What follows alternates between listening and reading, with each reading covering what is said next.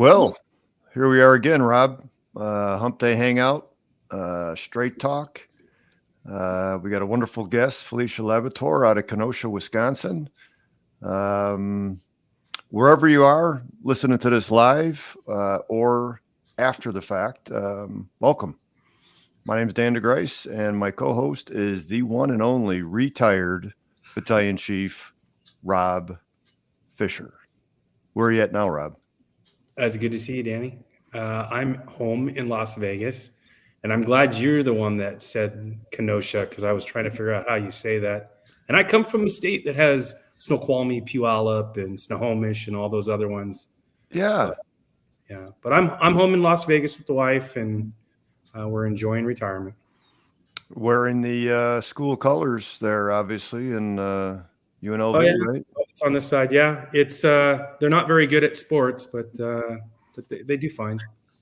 Hey, and we're wearing matching Nike shirts. Not that we're sponsored by them, but hey, if Nike wants to do that, give us Yeah, a call and we'll get you in touch. yeah. I'll give you Um, my. yeah, this is how we do it, Felicia. So Oh, we have a we guest. we are live, and it's not the Dan and Rob show. It's us and our always a special guest like yourself. So Felicia, welcome to the show. Thank you. Happy to be here. I like it. I like the vibe. I like, not too many people you see actually smiling these days. So to be able to come on and smile is a good thing. Yeah, well, I'll just get this out there for now. And even though this is for fire engineering, you are a Leo. And for those of you listening that don't know what a Leo is, it's not a name of an animal. It is a law enforcement officer that carries a gun. I always ask the Leos I speak with, are you carrying now? I am not. I am in the safety of my office at work. Very good. Very good. At least I hope it's safe in my office. So what I'm going to do is offer a little introduction. Again, it's for the viewers to get a better understanding of who the guest is that we have, and the way we presented this too is um, uh, you had a significant loss in your family. We'll get to that, but really it's more about your resilience and resiliency and how people can move through the loss, the grief, and what it looks like, hopefully trying to get out on the other side of it, not away from it, because it never goes away. And we've had many guests who unfortunately have lost people, but it doesn't necessarily mean that it's going to be the end. And I know that you are, oh boy, trying to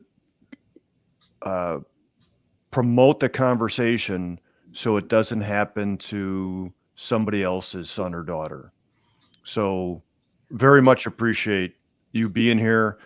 The short introduction that I have, which it's not to shorten your life, but I don't want to embarrass you any more than we might already based on Rob's and mine personality.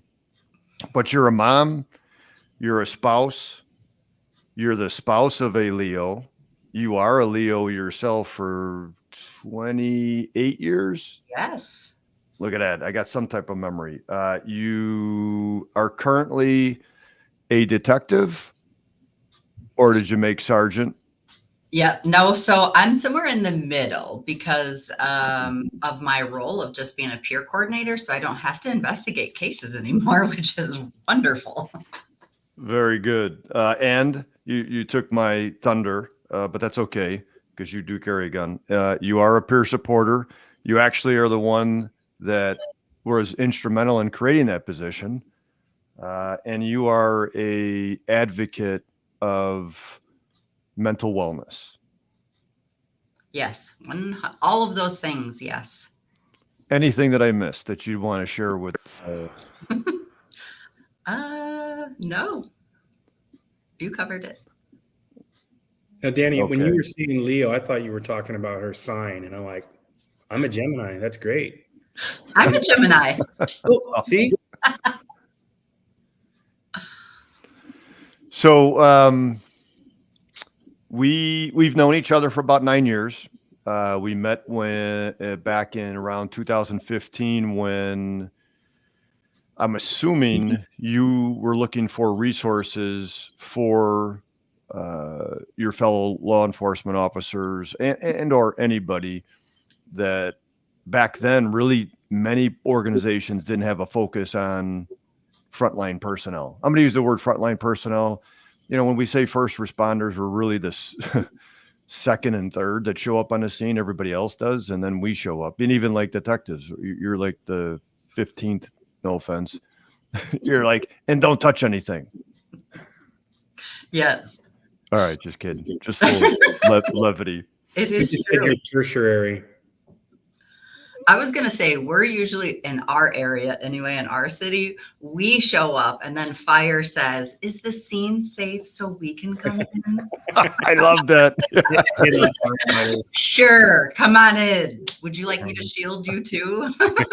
That's in our orders. That's in our orders. We have to make sure the scene is safe, and when, you know, if the police are on the scene, Anyways, we're big sissies. we digressed. That's okay. That's okay. Because we're a bunch of kids at heart, whether or not we're playing cops and robbers or firefighters. But so yeah, we met back in 2015. You came and toured a facility I used to work at. Currently, I work for Recovery Ways. This is not it is a plug, I guess, but you came out to visit there. Things change over 9 years. What organizations are focusing on the mental aspects of what we experience and need from a strength-based and a recovery standpoint. And again, that's why, you know, I didn't know then. And I only learned more recently when I did a little more digging after I met you and Kristen, your colleague and coworker. I always say to myself, I got to know a little bit more about the people that I'm interacting with. Thanks goodness to the internet, you can do that digging. The unfortunate thing on my end, it was not on my end, but not asking you enough questions. I really didn't know what brought you into this position and current career line. What I do know is for many of us, it usually comes from something personal to us and close to us. I'm speaking to the fact that you lost a son, which honestly, I'm going to let you kind of offer. For everybody out in the audience, I've already talked to Felicia. We've always discussed, is anything off the table? And Felicia, you have said, No, nothing is off the table. I am an open book because it has to be talked about. So yes, of course, I'm here because I believe so much in wellness. And I think in first responder world with police and fire, you know, what we carry is very similar. We also raise our families in a very similar way. And if there's anything that I can share to help somebody not go down that road or that is currently walking that road, that's what I want to do. and what I would say on the surface, when I've met you and I've talked with you, and not that I'm a mind reader, but I wouldn't have garnered that, you know, the loss of a child from you because of the way you carry yourself.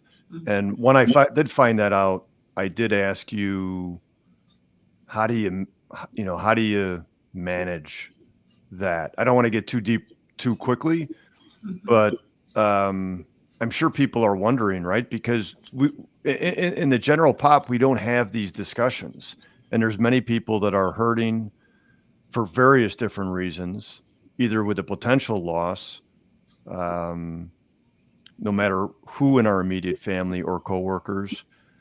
I don't want to ask you an offensive question, but I know you carry it all, every day, all day. How do you manage that?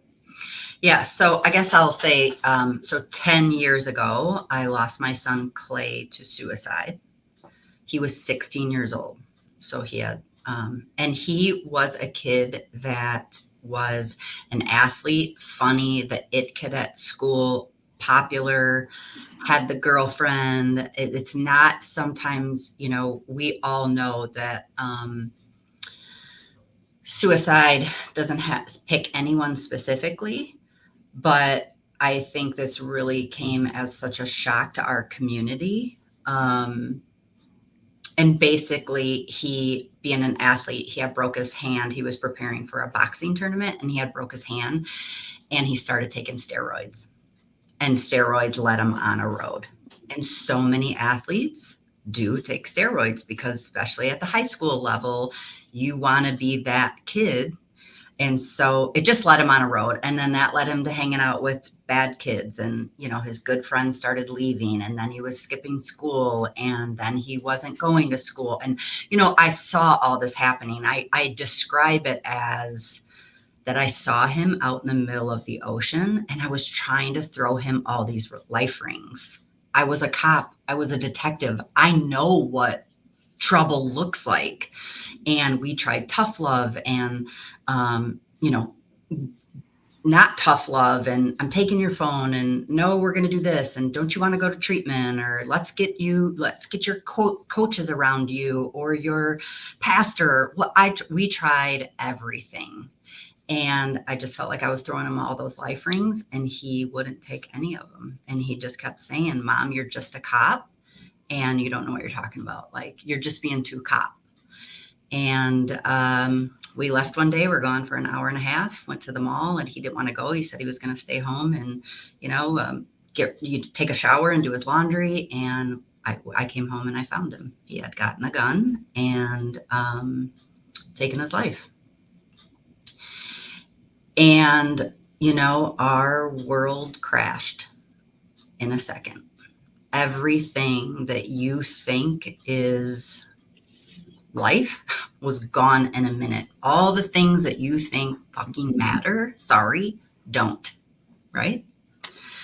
And I had to learn to build it back up. And I think that gets back to how we even got here is I made a choice in the very beginning that one, I was never going to let this define him because he made thousands of great decisions. He was a great son. He still is a great son. So I was never going to let it define him or our family. Just really bad things happen to really good people sometimes. And I was going to do everything I could in my power for me to be well, for my husband to be well, for my other two boys to be well, so that I could talk about this, because I truly believe that anytime I'm speaking about it, I've spoken schools, I've spoken to teams, I've spoken to police officers all over. I train, we can get into all of that. I speak with fire, I believe in every room I speak in, someone's suffering. And it's usually in a silent way. And I don't know where they are on that road. Is it the first time they've thought about suicide? Are they just dealing with anxiety? Are they depressed? Are they dealing with alcohol, drug stuff? Like, I don't know where they're at, but what I know is that people really suffer. And I just want people to know that there's hope, that if I could get through what I'm going through, that they can too. Felicia, so let's go back to the family and the incident. So being able to get through something like this and showing that, this is not the end, and being able to continue on in resiliency. Yeah. How did you, as a family with the siblings and with your husband, how did you guys, what was the plan? Just, you don't have to go in deep, but just like, what did you guys do from day one, and what do you continue doing to today to stay resilient? You know what? That's a great question, and it's key, and we still do it. Is we communicated everything we were all feeling. We all gave each other permission to say, "Where are you at? How are you feeling? Hey, it's the first holiday. Hey, it's his birthday. Hey, what do we do with his room? When are you ready to do?" Like, there's so many questions. And so I would say that's the number one thing, is that we really gave each other permission to grieve how they needed to grieve. My husband took a month off of work, and I took 6 months off of work. I didn't know if I would ever be a cop again. And then my boys were 12 and 14. They're now 24 and 26.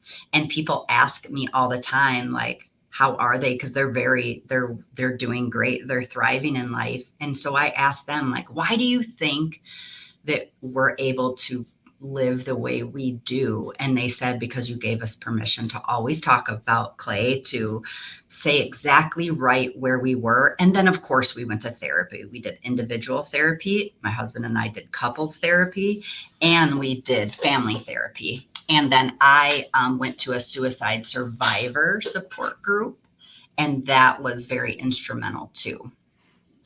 Yeah, I think that we see, and I'm not a mental health professional like Danny is, but I think a lot of times when we are faced with these very traumatic incidents, we want to put limitations on what we're going to talk, so we don't cause any issues with feelings, and like, it seems like, from my experience, the more open we are to have conversation, and if we want to talk about this, and we're going to talk about this, or we want to talk about, why, or talk about the, what was the, what was the mode of suicide, or all of these things, is that the more we talk about it, the better we're going to be down the road.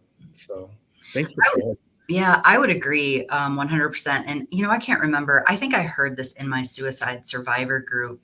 To go back to, Dan, I think your original question of, like, how do you live with this? And the way I describe it is, grief is like walking with a backpack full of broken glass. And in the very beginning, just taking a breath, that grief will cut you, and you will bleed, and you will bleed over anybody that is near you.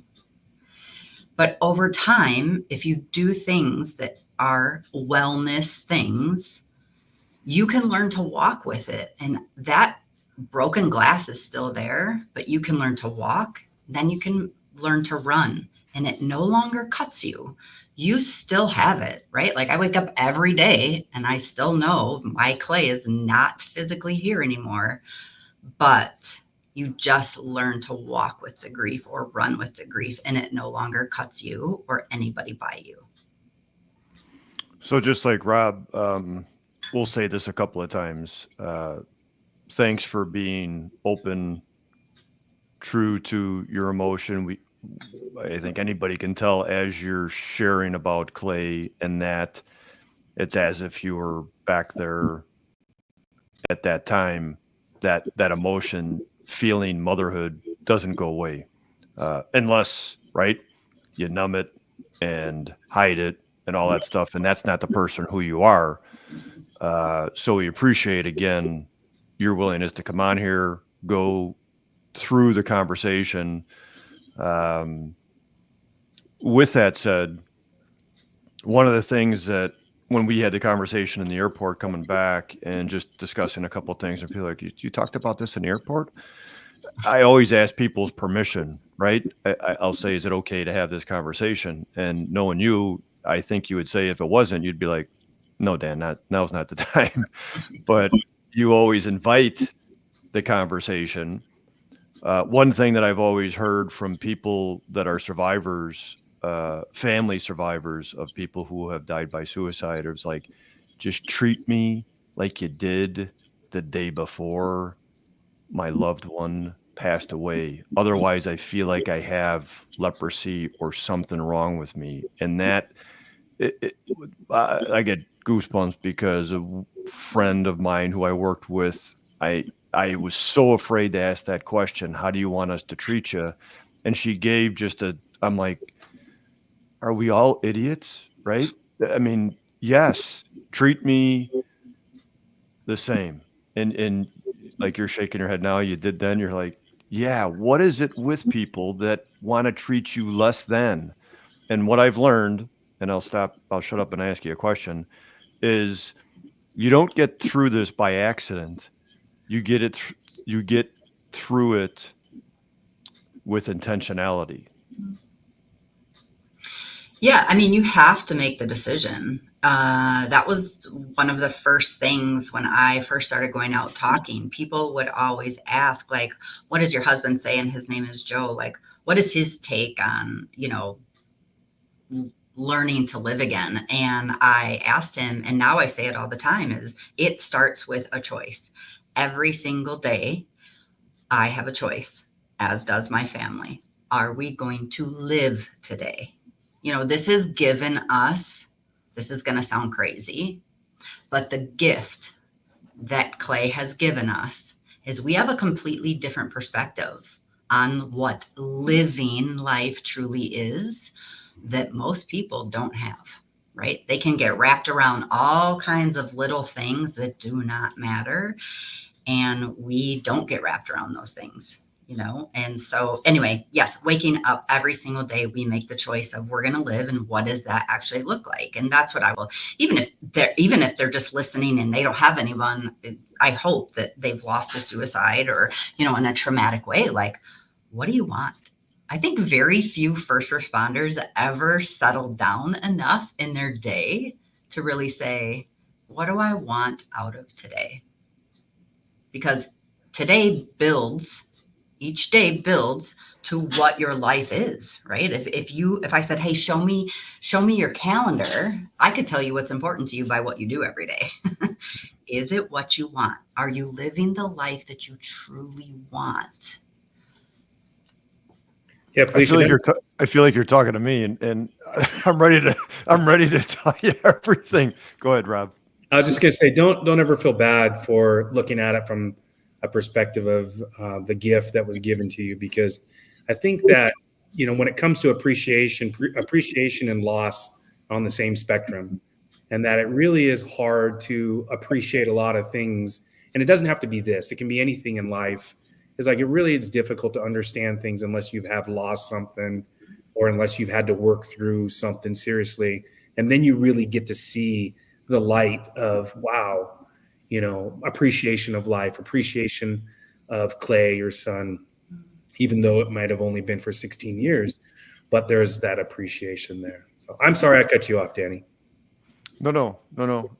I just, listening to Felicia before, anytime when I've chatted with her, I'm like, I tell people, and people thank me at times for listening to them, and I'm like, man, I keep on learning how capable and resilient and hopeful people are. I couldn't even imagine or tell you, as I've said to Felicia, how I would be, because that's my biggest fear, of losing somebody close, especially one of my children.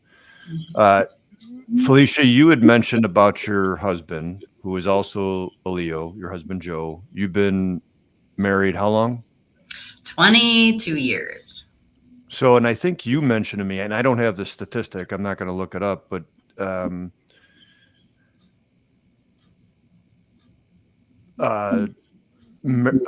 what did you tell me the percentage of marriages that end up in divorce that you lose somebody in your family? Yeah, I don't remember what the actual number was, but if you just think about that. So my husband was married prior to me. So we were a blended family, right? So there's one, we're both cops.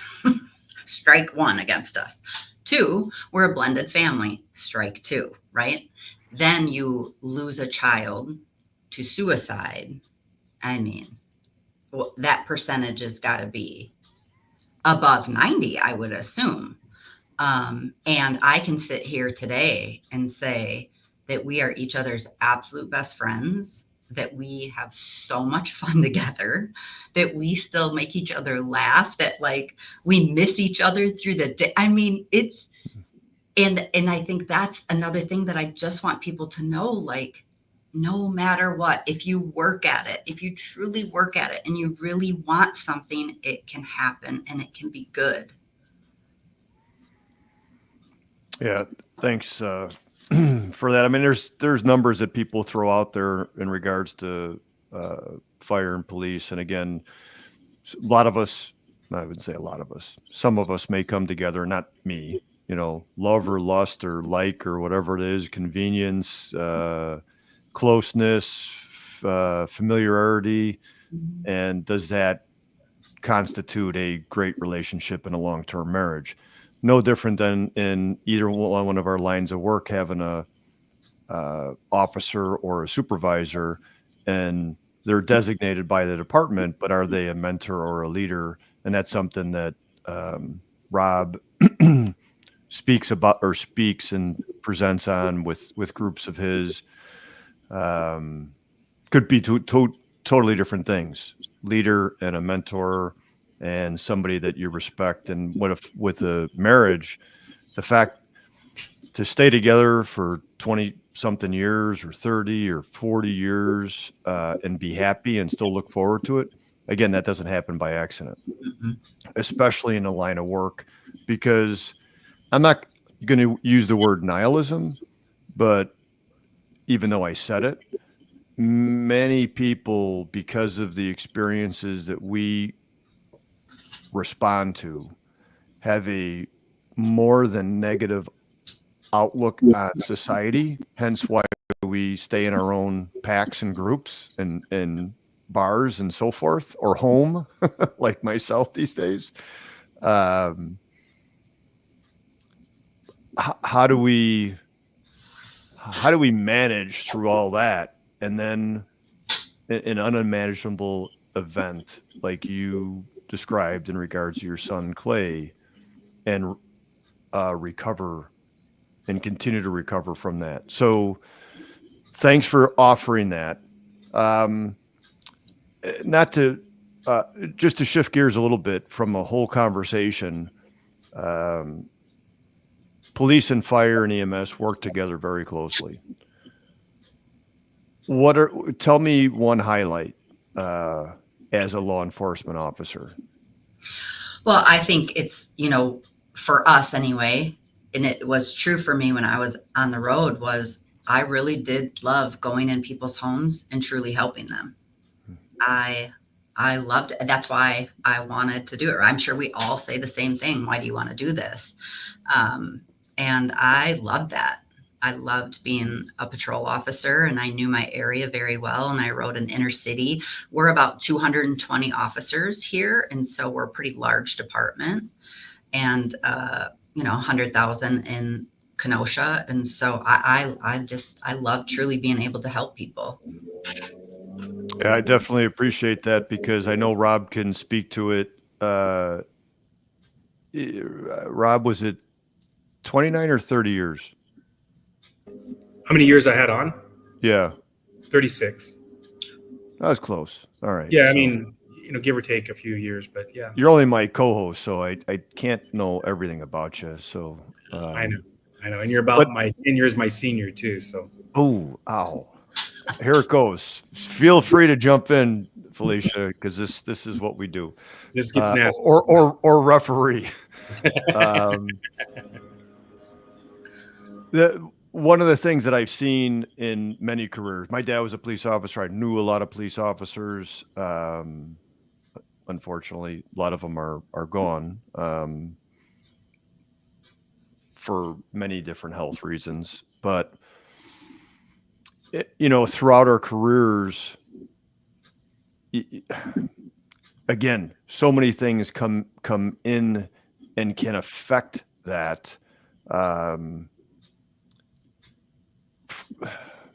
trying to think of how to phrase this particular question. So I'm going to make a statement in a sense of, what I see in some of the people's eyes is less than. Not necessarily nihilism, but it's like they weren't as happy as the day they came on the job. And there's many reasons for that, right? I often asked people in the past when I was working, and I've been retired 4.5 years, is how did you feel when you got that letter when you were accepted into the department that you're in, right? And then where did you lose it? Because there's something pulling at it, again, not only personally, but professionally. Again, with personal loss. And then you mentioned, well, so you're in a blended family. So you went through a relationship, divorce, and then bringing it together.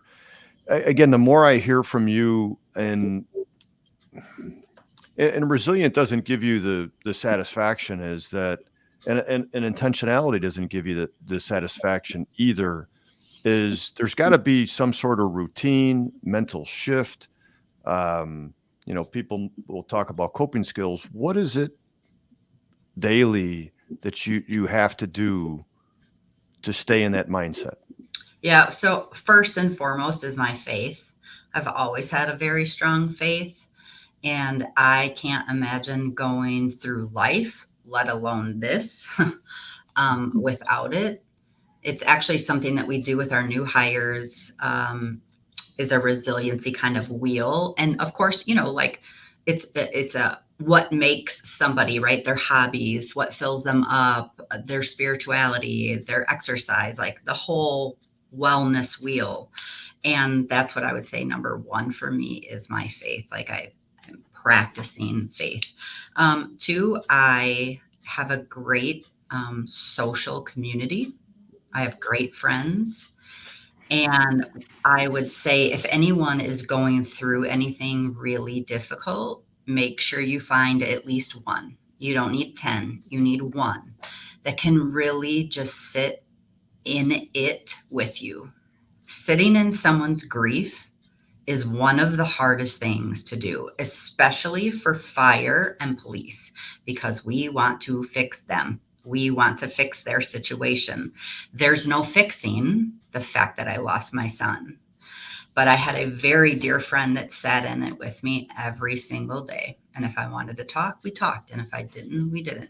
So I think, and I still have this, it taught me also, one of the things that it taught me was boundaries. I am really good at boundaries. Like if you're not well, you're not in my inner circle. I'm happy to sit and listen to you at work as a peer support, but you're not close to me, right? So yeah, my faith, my social people that I have around me. I'm a big journaler. I have always been a big journaler, and I write every single day. And one of the things that I definitely write about is 3 things that I'm thankful for. So gratitude is huge. And I started gratitude only when I was in therapy. I remember my therapist saying, Felicia, I want you to go home and write, 3 things that you're thankful for. And I was like, are you out of your ever loving mind? I just buried my child. How do you expect me to be thankful for anything? And she's like, just try anything at all, anything that you're thankful for.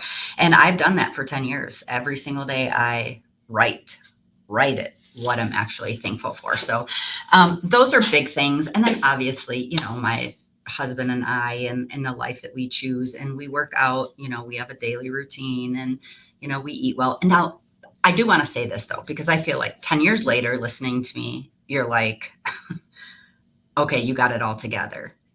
But in that first year, I did not have it all together. I sat on my couch and cried every single day, all day long, right? Like I was trying to figure out. But even then, I was very intentional. We didn't drink any alcohol for 6 months. I was very intentional. I was very intentional on who I allowed coming, because I could not handle the news on. I couldn't handle a bad movie. I couldn't handle any negativity. Like the only way I could describe it is that I was completely raw, and I couldn't handle anything bad because it would hurt.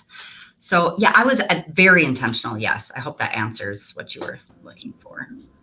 Oh my gosh. Yeah. And I know Rob's got a question, but you obviously watched a lot of Green Bay games because they won a lot, and didn't watch any Bears games. But I digress again. True, true. I was just going to say that you're checking off the list of a number of things how to work through crisis, with community and friends, and if you're into religion, faith, or at least having some beliefs in something higher, gratitude and journaling helps, and everything, exercise and nutrition. So you're an example of how that really could work for you and help making you stronger. Kind of changing gears a little bit, I just have a question, because I know your job is a peer support, full-time peer support for your agency. One, I'm curious, was there a peer support group when all this went down 10 years ago? And have you dealt with any serious suicides within your agency since then, and how's that been?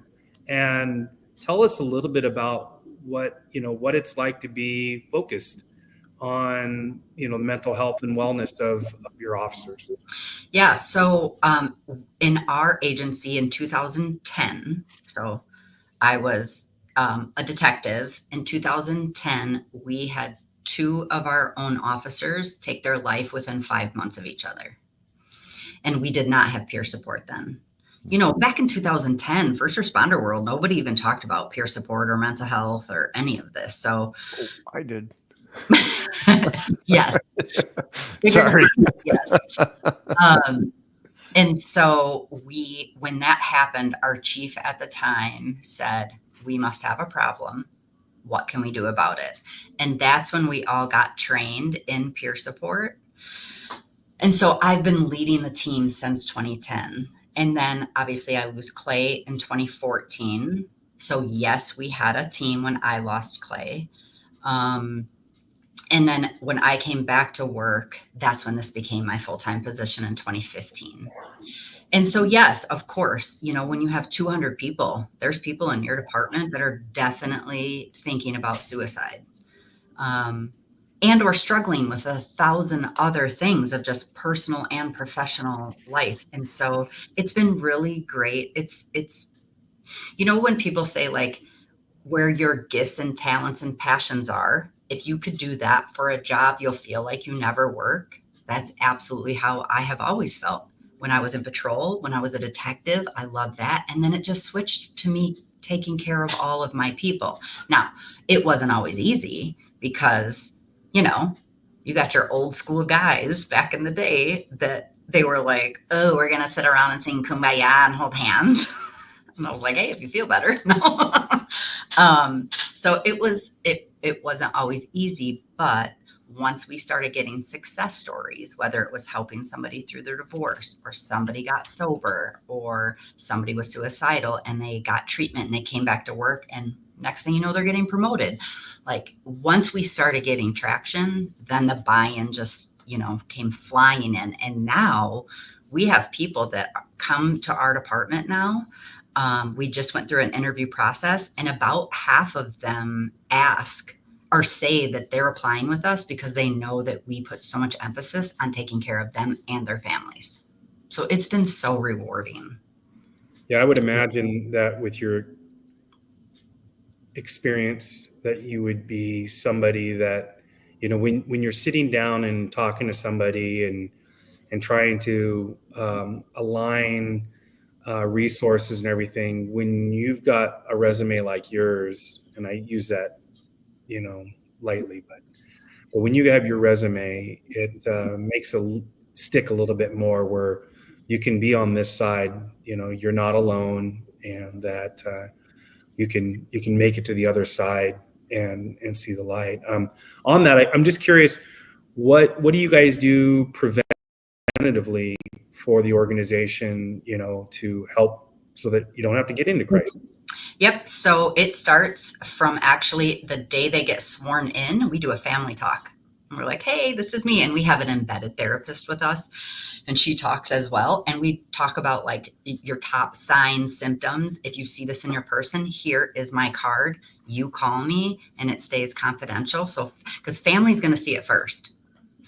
and they don't know what to do. Who are they going to call? They don't want them to lose their job. They're worried about them, all those things. What are they going to do? Call their boss? And so for us to go, hey, we're confidential, or we have privilege, and, call me and we will help, you through this or them through this. So we do that right as soon as they swear in, like, hey, welcome. And also, we do trainings every single year. We talk about mental health in our trainings every year, some part of it. So normally what we'll do is we have 20 people that are on the team, and they're on every shift in every division. So what we're seeing, like if we're seeing marriage problems, or if we're seeing sleep issues, or if we're seeing whatever we're seeing, that's what we'll educate them on. So that's kind of things that we're doing. I know that there's more things. I'm assuming you get out to roll calls or station visits and yeah. Well, that's what our peer support people get voted on by their shift. So when we're seeing things and we want messaging to go out, they can stand up in their roll calls and say, hey, this is what's going on. Yeah. It really works because, they were voted on by their peers.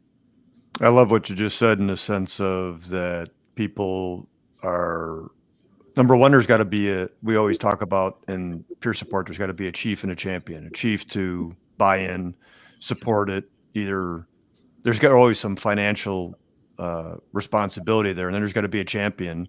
Obviously, if you look around the room and don't see that person, you are that person. You embody that through what you've said already. And I actually listened to an interview of somebody. It wasn't fire, it was police. And in the interview, he gave the three things that he was going to do for the department. And the second one was develop a peer support model and mental wellness. And it's like, yeah, if 1 in 5 people have a diagnosable mental health condition, and then there's the other 80% of us that have symptoms, and it's mental health, right? Just like physical health, we have aches and pains. Why wouldn't we put that as priority throughout somebody's career? So when somebody might even ask, and, Rob did not, like, well, why would you have a law enforcement officer on, in a good way, Rob? He doesn't question. It's like, there's got to be a reason why we're here. And is that when we talk about fire services, there's a lot of law enforcement to become fire, some fire that become law enforcement, and then EMS too. We all intermingle or cohabitate on the fire ground, I would say, or scene, and or in our lifestyle. And we need to have it embedded into our department, like you guys did. What I would say to any leader, police, fire, EMS, whatever it is, don't be that person where, you say, it can't happen to us, or wait to have an incident happen to then institute a program, because that is too late. And it's the same from a personal standpoint, is that where Rob asked that question, you shared a number of things, not 1, not 2, not 4, but like 5, and there's probably 10 more. But you also had a base prior to that, again, anybody would sit on a couch and pull back in and recoil from a blow like you and your husband experienced. But if you didn't have a strong base prior to that, what would have been the outcome, right? Mm-hmm. That's one of the things that I talk about. I go around to different departments and teach, how do you have a peer support team? How do you run it? What does that look like? But I also teach just all things wellness, right, in our world. And that's one of the things that I often talk about is like, because resiliency is such a topic out there right now, resiliency or post-traumatic growth. And what I have seen, remember, we're the 2020 riots, right? Kenosha was burning, remember? And so not just that, but through these, 12 years that I've been leading this team, to see people really go through some very, very hard times, the difference between somebody that comes out healthy is their base before. If you are pretty healthy and a tragedy happens, you are more likely to bounce back faster than somebody that wasn't well. And so I often challenge the rooms that I'm standing in, like, how are you? Let's do a wellness check. Let's go down the list and see, how well are you? Because if something happens in our world, and in both of our worlds, they can happen in a second, that's going to show you, how fast you're going to come back. Like, that should be reason to be well. Another thing I was thinking about what we do of like preventive stuff is like, so we have vetted therapists that we use, and I bring them in at different times of the year. I have them pop in roll call or come to an in-service training, just so the guys sitting there can go, okay, they're not weird. Look at them. They don't have 4 eyes. They seem pretty normal. I could go see her. It's on purpose, right? So it's not their first time when they're walking in their office when their marriage is falling apart. So that's another thing that we do that I think is pretty unique. Felicia, so with law enforcement, and I could be completely wrong on this, but my experience has been that if they're involved in a significant event, meaning an officer, like an officer involved shooting, do they not have to see a mental health professional to be released back to work and all that? Is that normal, or is that what your agency does too? Yep. So you are not required. There's like nothing in Wisconsin that requires you to see a mental health professional to go back to work.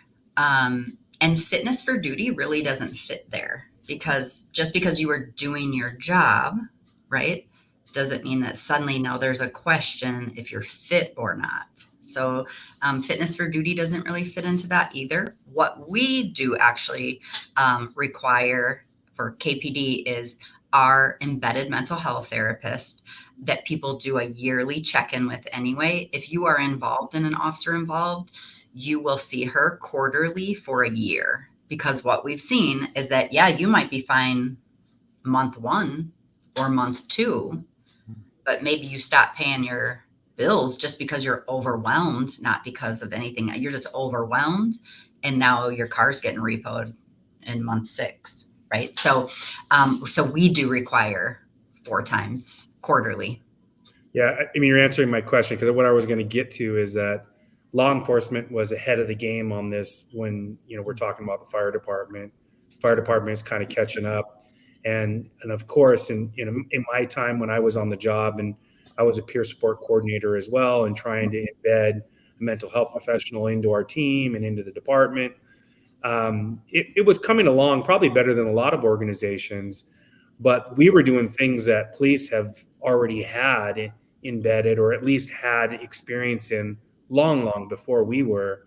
And to your point is, the more that individuals see the therapists or mental health professionals being a part of the normal environment that they're in, be it that it's in the firehouse or in the police station, on calls, on significant events, the easier it gets, so that they feel like it is a normal process to the job that we do, or part of what we will end up having to do as a part of our job. So the last thing I was going to ask you along with that is, with your mental health professionals, are they responding on incidents with you guys? If you guys, No, yeah, they don't respond. They are people that we literally like went out and found, and like I went and interrogated them to see if they could pass the test, right? As if you have a 30-year veteran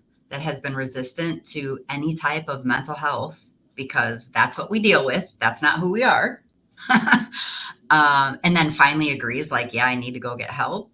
If they can't handle me putting them in a hot seat for, you know, 20 or 30 minutes, they're never going to be able to handle this person. And so we have a handful that are just for us. Like I have their cell phone numbers. And if I have a guy that needs to get in, I can call them right now and they will get them in within, you know, today, tomorrow. If it's an emergency, it's what we have is really, I think every department needs it. And I'm happy to help anyone figure out where do you even start with that? I have a whole, I'll help anybody figure that out if they want to, because it's key. You can't have a peer support team and not have mental health professionals, at least somebody. Like you have to have somebody that you can call and not just peer support.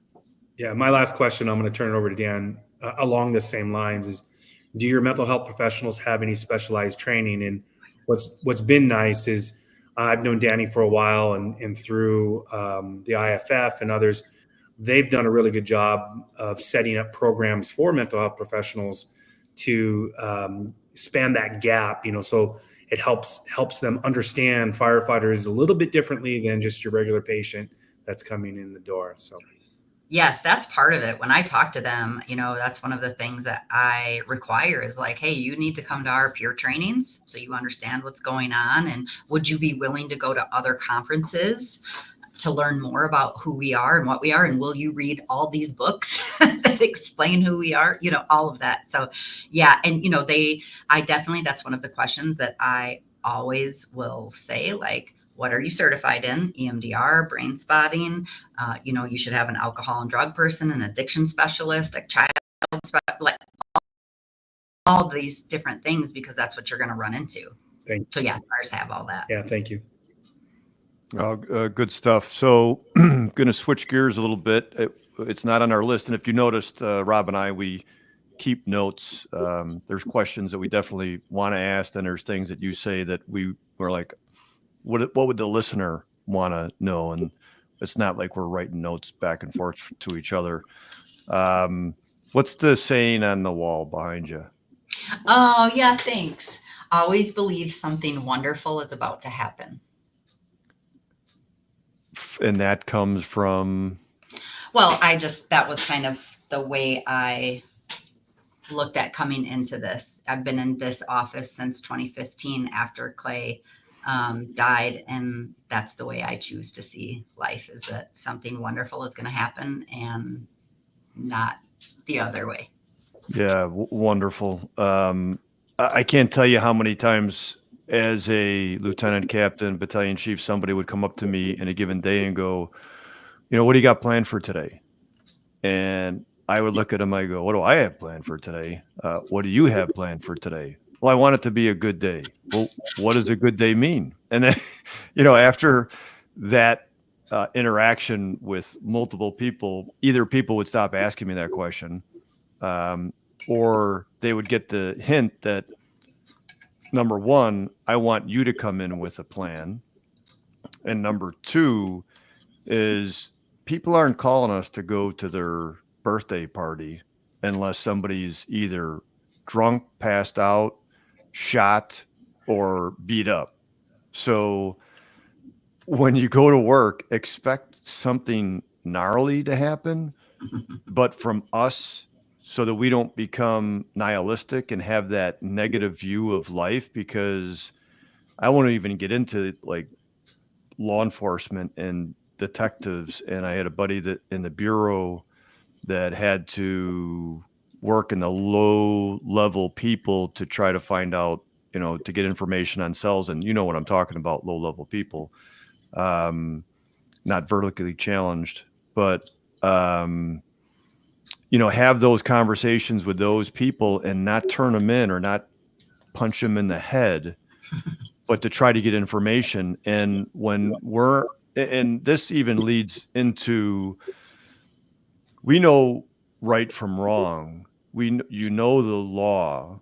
We know what we're supposed to do. And then you know, everybody's talking about moral injury these days. Well, how can there not be moral injuries, right, in our field of practice? The question is how, kind of like you said, is when somebody has an officer involved shooting, similarly, when I get a call from somebody and say, hey, we just had a suicide, and they're worried about Rob Fisher. And I'm like, well, tell me Rob Fisher the day before the incident. Tell me a little bit about Rob Fisher's strengths. I'm not the guy who throws on a cape and jumps all over Rob and go, oh man, I got to save you. Rob has made it through a 36-year career. Anyhow, my point is find out that information about. Is it time to go, Rob? No, that's just the round. The round is done. But I didn't even box him at all. It's just see, that's something new, Felicia, right? He didn't have that before. He's got a little button on his desk. He's like, that's enough, Dan. Quit talking, ask a question.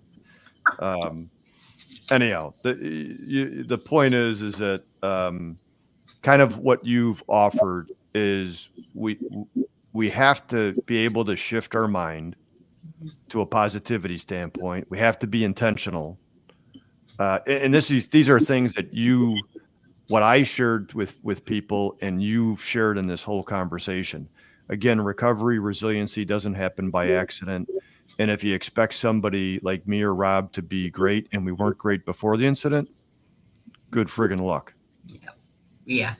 Definitely have to be intentional, because of what you just said, of how much our careers give us for 8, 10, 12 hours, however, 24 hours. Man, that's a lot of ick. What are you doing when you're not there? You better be intentional about filling it with good. So I'm gonna embarrass you now. Okay. You, Felicia, not Rob. I'm used to trying to take a shot on me.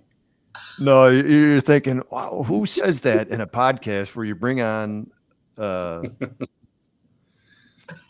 woman who has been through what you've been through? But now, okay, I'll just say it. So, first responder of the year. Mm-hmm.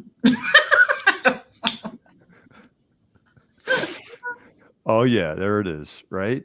So you were first responder of the year for Kenosha County, right? Yeah.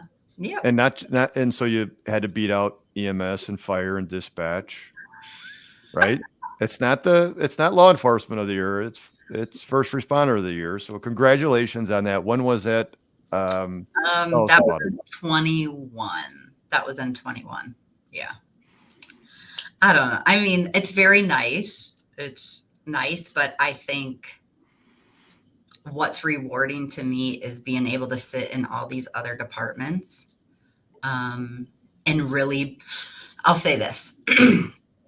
After Clay died and I was sitting on my couch, devastated, begging God to put me back together. And I wanted my life to matter. And I wanted to bring training to first responders that really mattered. Like, yes, we need all of the tactical training to stay alive, but we're dying at least twice as much by our own hand. And so I really wanted to bring training to first responders that when I could sit in a room with them and look at them and they could look at me, they could know that I actually really gave a shit and that their life mattered. And how could I move that needle a little bit? And so the fact that I actually get to do that now, that's is what is rewarding to me, that I really hope from Clay's life, that his life truly is improving first responders all over. So that's what's rewarding. Thanks, Felicia. One of the things I think of me, and Rob knows this, is that I've been in behavioral health for 36 years. And if you look at me growing up in an alcoholic family with a father who was a police officer dealing with bipolar disorder, he was, the people know about that. So long history around this is that in order for me to get through an hour conversation with somebody like yourself, right, we have to create our own levity it sense. There might be clinicians out there or somebody that watches this and go, the hell is Dan doing? I mean, we're talking about this person's feelings. I'm like, yeah, try to keep Felicia down, you know. So again, I for anybody that's watching, Rob and I, or at least both Rob and I talk to our guests to say, hey, we're going to go all over the place, and they'll say yes or no, and 99.9%, including Felicia, said, let's do it. So, And I think we answered one of the questions of the 20 you sent her, and the rest has just been conversation. 11. There was 11 questions. Yeah. Well, I think, Felicia, I think that I like your colorful language, because I am as well. I try to clean myself up when I'm on the show. Sorry. No. You and I, we would hang out. We would have a great time. And, you know, your husband, Joe, and everybody, I'm sure we would have a great time. So I do appreciate it.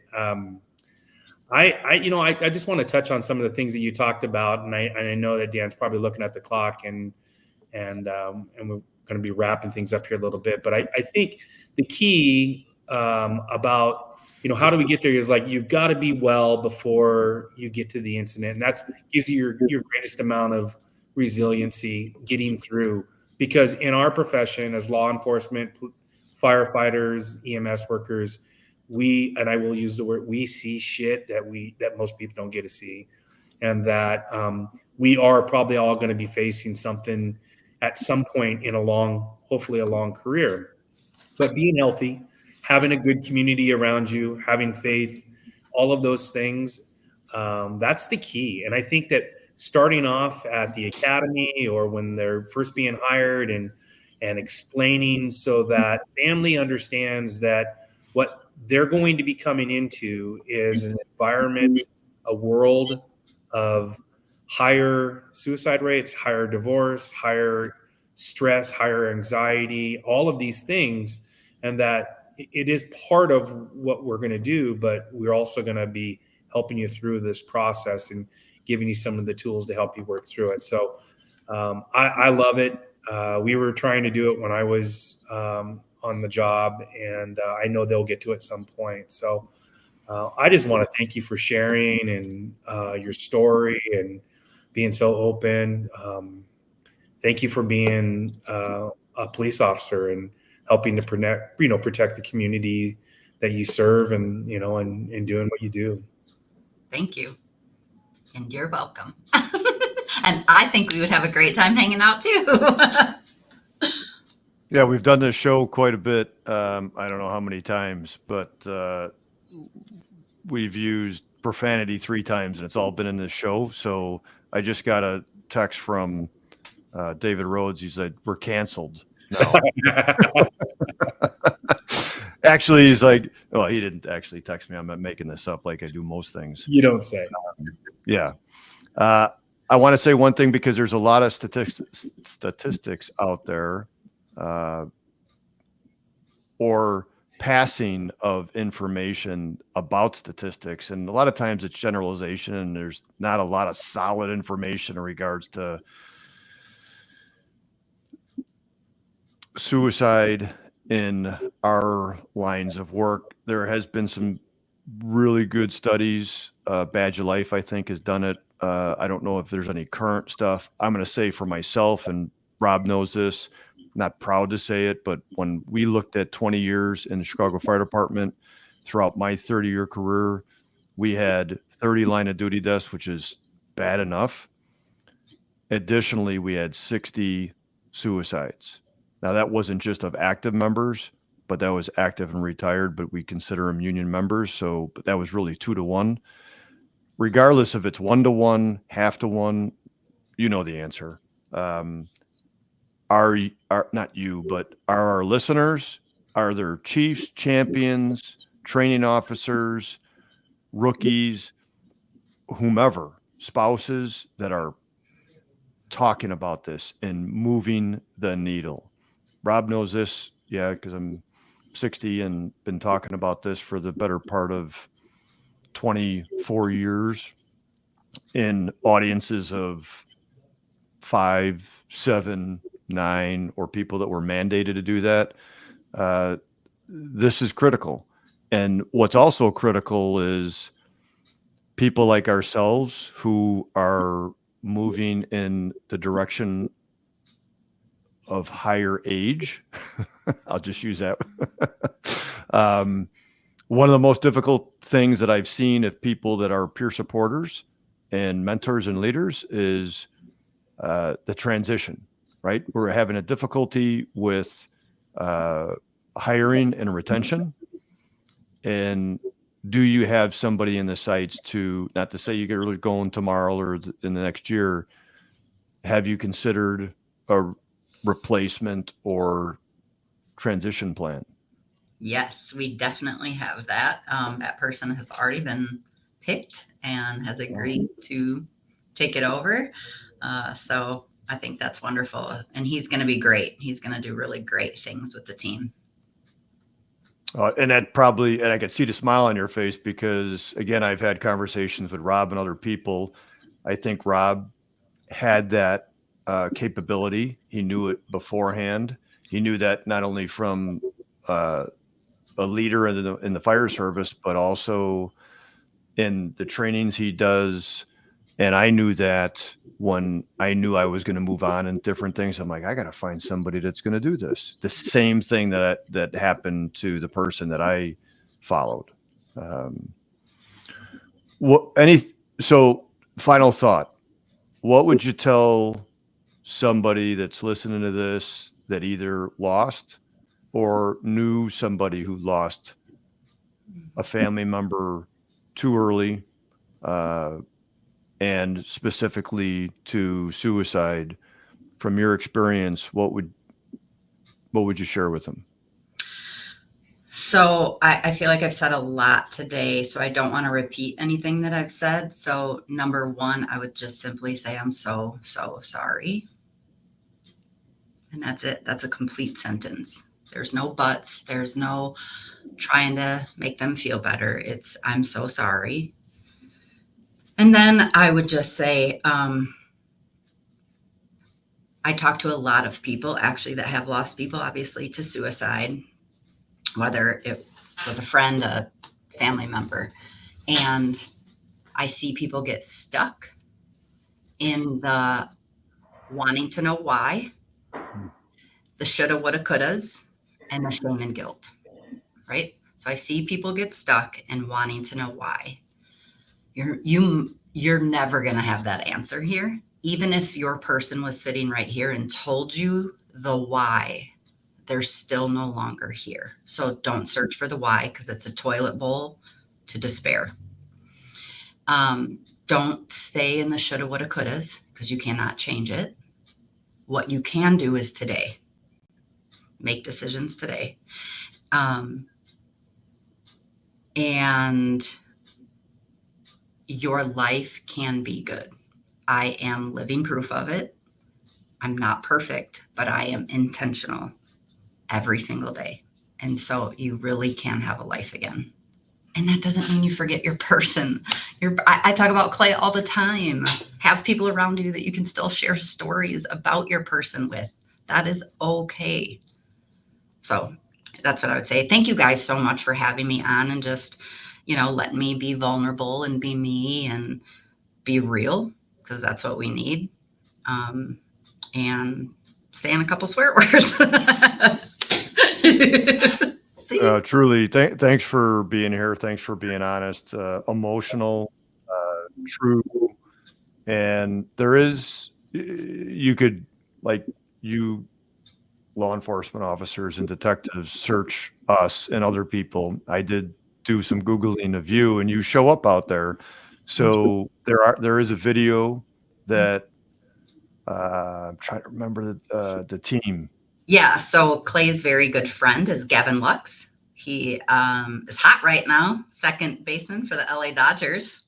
Okay, Dodgers, yeah. And they did a video around Gavin and Clay and our family. It's a 40-minute documentary. You can just Google that and you'll be able to find it. I would encourage you to show your family or anybody that you know struggling or anybody that's lost somebody.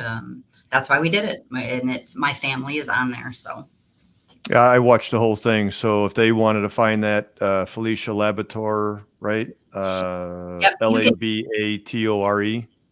yep. You can Google probably Clay Davison, Gavin Lux, Backstage Dodgers, any of that. Clay's last name is Davison. So any of that, it just should pop up. All right, very cool. Well, thank you for being here. Thanks for being you. And all of you out there that listen to us and join us, Rob in Vegas, where it's probably what 197 degrees.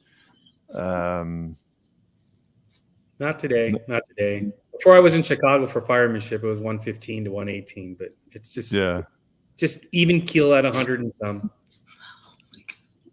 Very good. Hence why his shirt is red, because it's red hot out there. But thanks for joining us on Straight Talk, Felicia. Again, thank you. And be well and be safe out there. Thank you, everyone. Thank you.